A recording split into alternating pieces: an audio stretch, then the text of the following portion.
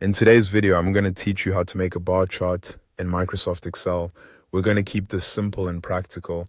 So if you have a set of data and want to turn it into a clean, easy to read chart, this is a great place to start.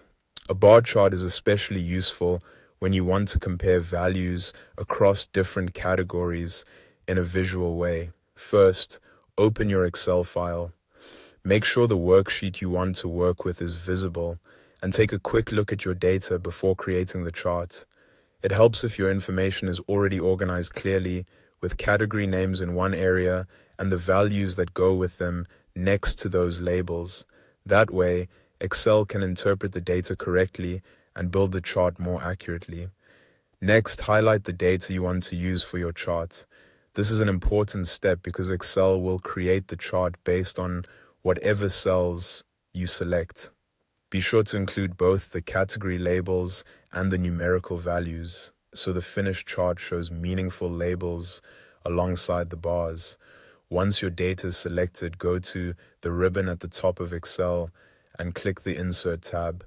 This tab contains all the tools for adding visual elements like charts, tables, and other objects. In the Charts section, find the option labeled Insert Column or Bar Chart. Click it to open the drop-down menu, and then choose Clustered Bar. As soon as you click that option, Excel will automatically generate a chart with horizontal bars. This is your bar chart. The chart gives you a quick visual summary of your data, making it much easier to compare categories than looking at rows and columns alone. Here's how to read it. Each bar represents a category from your data. The length of each bar reflects the value associated with that category. A longer bar means a larger value, and a shorter bar means a smaller value. So at a glance, you can immediately tell which categories are performing higher or lower compared to the others. That's all it takes to make a bar chart in Microsoft Excel. Once the chart appears, you can use it as a clear visual tool for reports, presentations, or general data analysis.